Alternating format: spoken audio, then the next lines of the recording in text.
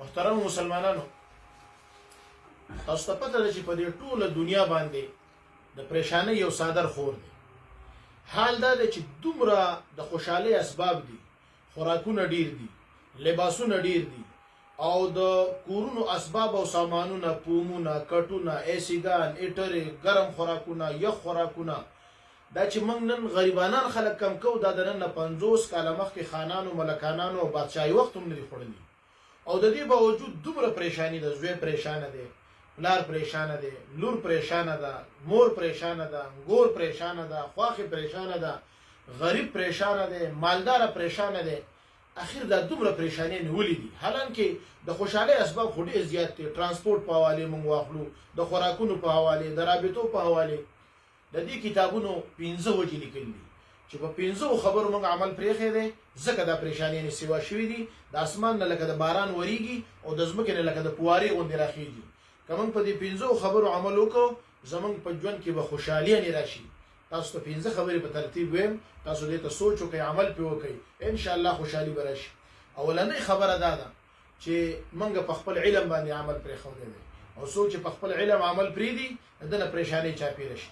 مثال دا نه ده چې یو سړی د مدرسې عالم وي، هر چا ته پته ده چې مسلمان ته تکلیف رسول ناروا دي، دی په دې عمل نه کوي، بې وجې په خلکو ارنټونه وهي، نور ظلمونه کوي، ګاونډي ته تکلیف رسوي، نور کارونه کوي، دته ښه پته دی دا ناروا دي.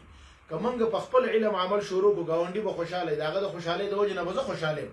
موږ په خپل علم عمل شروع کړو، زوی به د پلار حق ادا کوي، پلار به د زوی حق ادا کوي، مور به د لور، لور د مور، ټوله معاشره به بالکل برابر شي او د خوشحالو به شي، ځکه چې هر څه ډېر دي خو په علم باندې عمل نشته.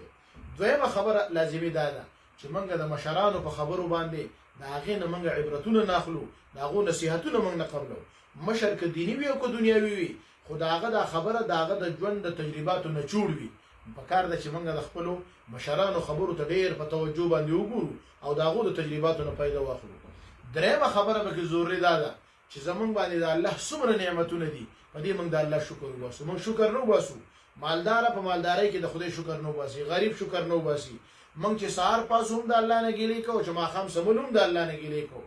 دکاندار هم ګیله کوي او جاب والا هم ګیله کوي او جابلس هم ګیله کوي چې څومره خلک دي. حالانکه داسې نه ده پکار.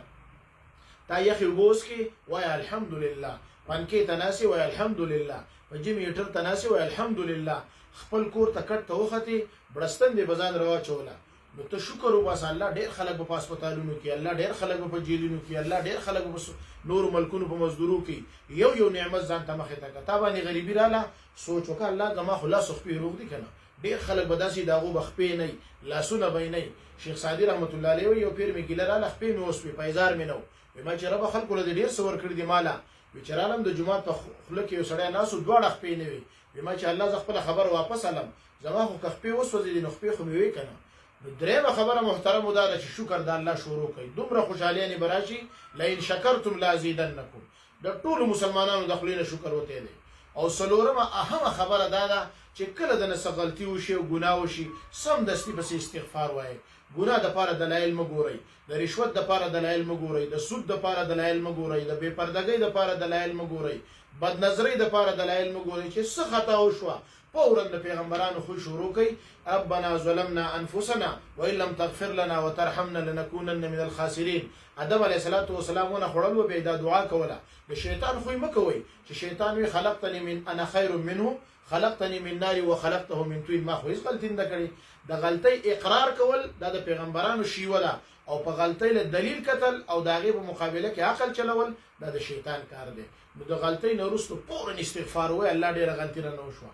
او پنځمه اهمه خبره هغه دا ده چې د مړو نه عبرت واخلو. چې هره ورځ جنازې روانې دي، سړی سوچ وکړي چې دقه شان به زما یو ورځ جنازه ځي.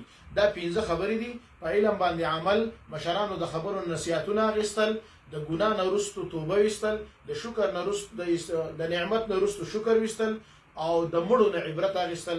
چې دې 15 خبرو باندې کله مسلمانانو عمل وکړو، نو دنیوي ژوند به ورته داسې شي لکه د جنت ژوند. الله دې زموږ په معاشره کې راولي.